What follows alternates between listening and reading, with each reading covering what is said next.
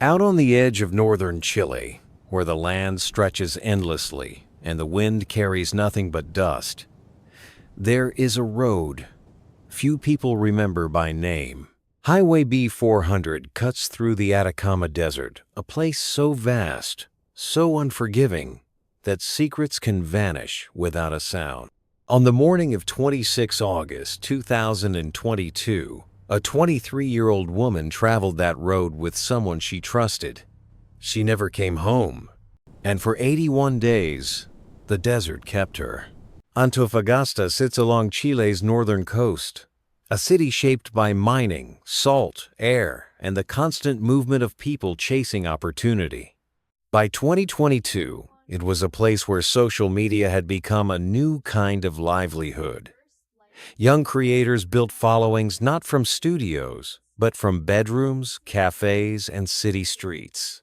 Among them was Javiera Jiménez. At just 23 years old, she was gaining attention online, not through controversy or spectacle, but through warmth. Friends described her as open, expressive, someone who made people feel seen. Her energy translated naturally through a screen. She posted frequently, spoke often with her followers, shared her life in fragments, moments of optimism, ambition, and youth. To those who knew her, Javiera seemed to be standing at the beginning of something.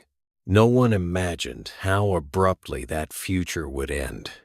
On the morning of Friday, 26 August 2022, Javiera told her family she was heading out for the day. She said she was traveling to Calama, a mining city inland from Antofagasta. She wasn't going alone. She was with her boyfriend of 6 months, Andre Suter, a 23-year-old man originally from Calama, known to some by the nickname Wata. The reason for the trip was unclear. Some believed it was simply a short outing. Others thought it might be connected to Javiera's work as a promoter, possibly a business opportunity. What mattered most was this: she promised to stay in contact.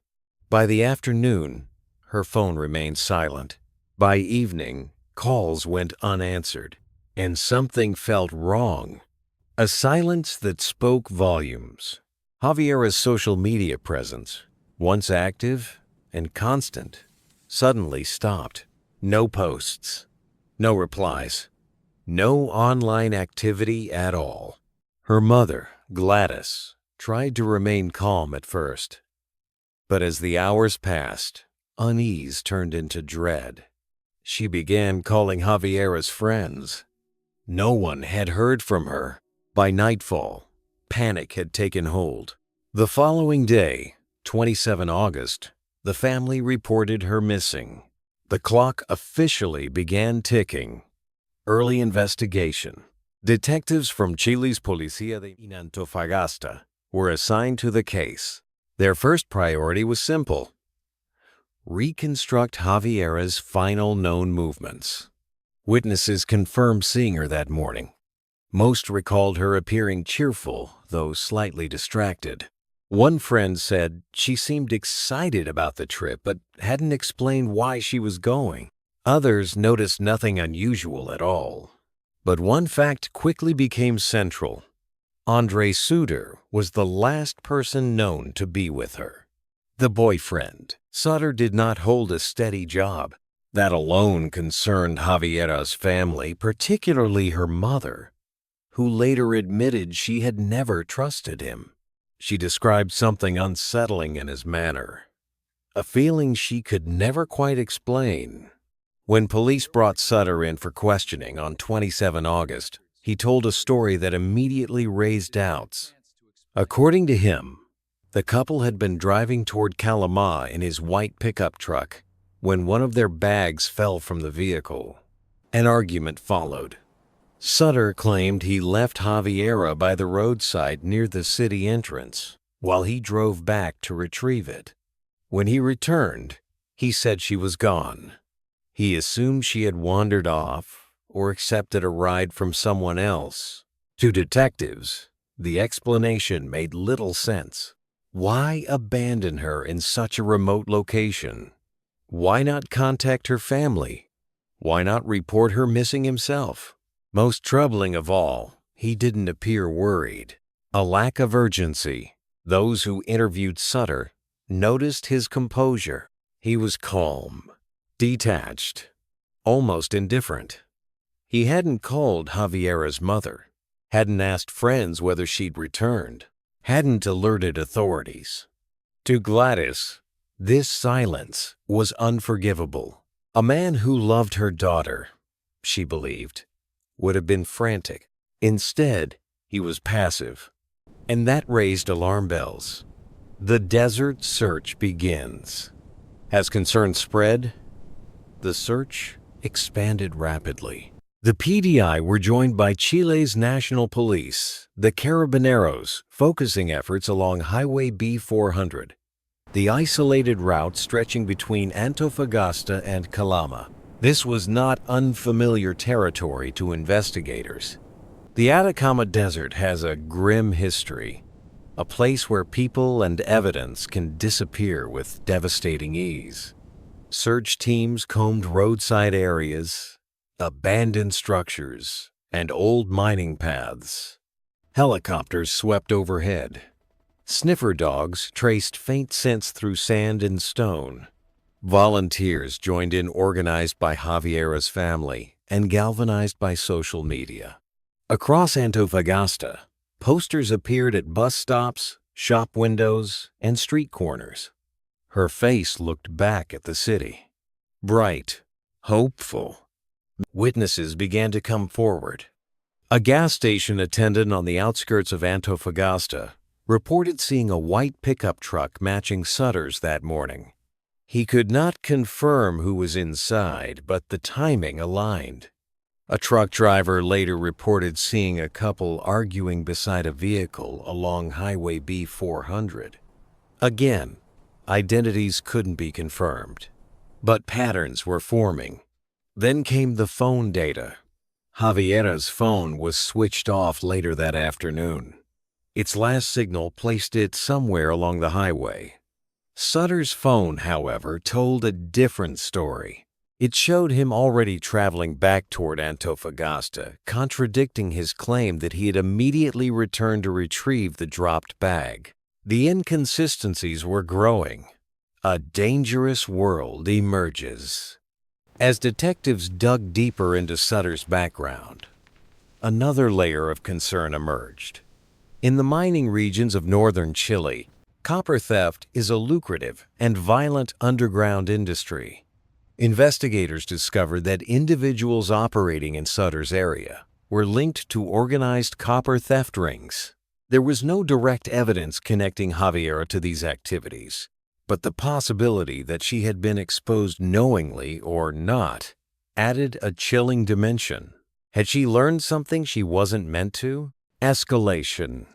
On 2 September 2022, Sutter was arrested again, this time for obstructing the investigation. He had refused to hand over his phone. When authorities eventually accessed it, they uncovered messages and audio recordings linking him to a copper theft network, allegedly led by a man named Jonathan Olaf. Still, Sutter was released under strict conditions: mandatory bi-weekly check-ins, a travel ban, ongoing monitoring. Then, on 18 September 2022, he vanished.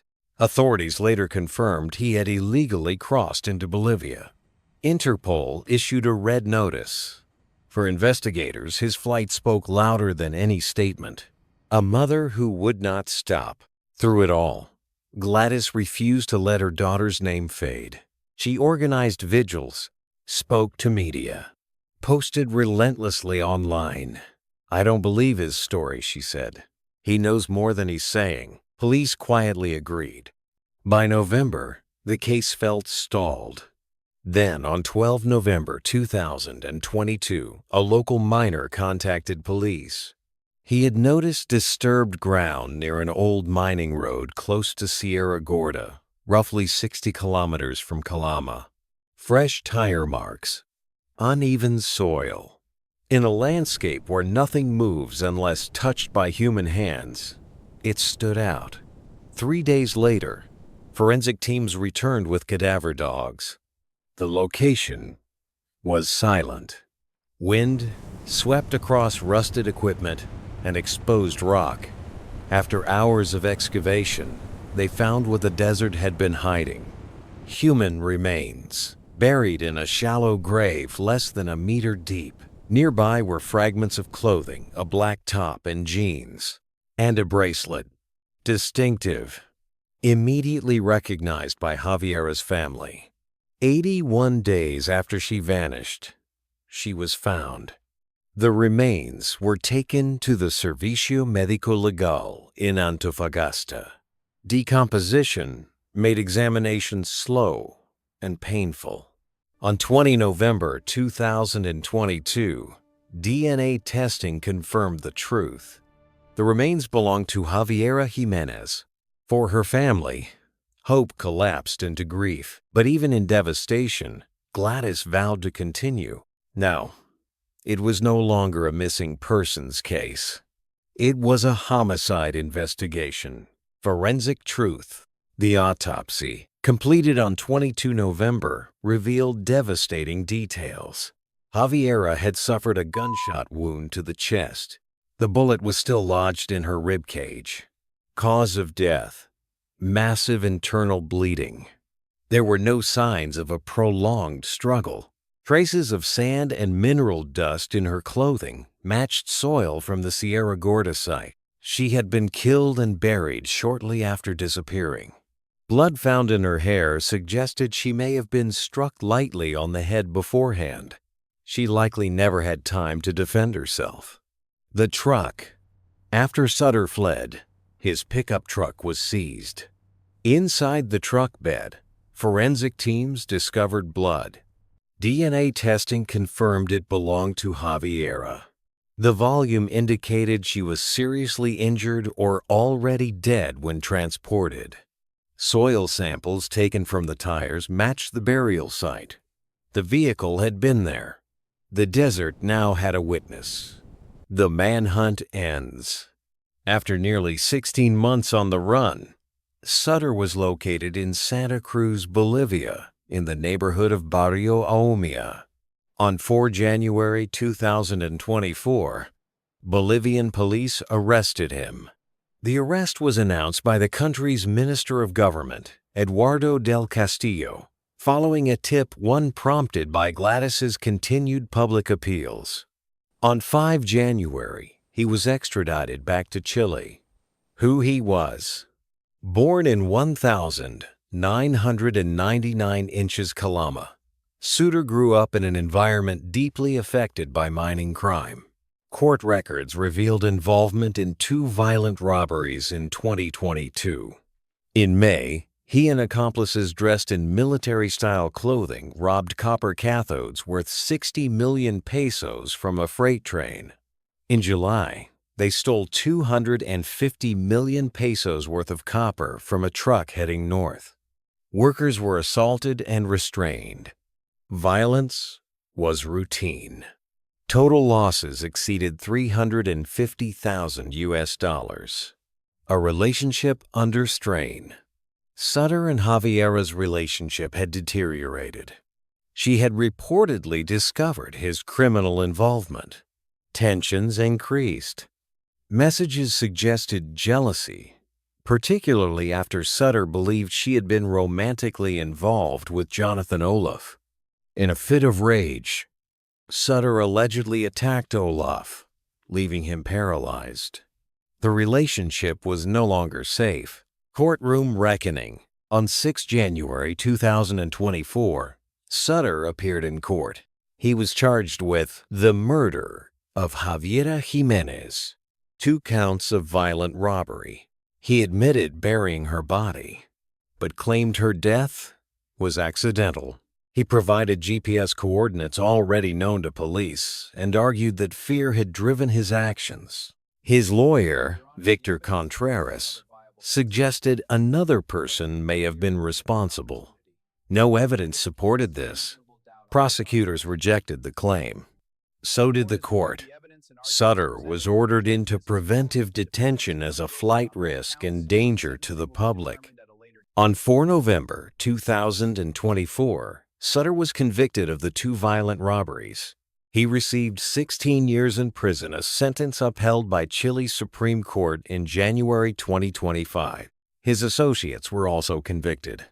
In total, the criminal network received 91 years of combined imprisonment. The investigation into Javiera's murder continues. Authorities still search his phone records, still review messages, still try to understand what truly happened during those final moments on Highway B400. The desert remains silent. It offers no answers willingly. Only patience reveals its truths. Javiera Jiménez was more than a headline, more than a case file. She was a daughter, a friend, a young woman whose life was cut short on a lonely road where no one should ever have been left behind. Her mother continues to speak her name, ensuring it is not forgotten. Because justice is not only about convictions, it is about remembering who was lost and making sure the silence that followed her disappearance is never allowed to happen again.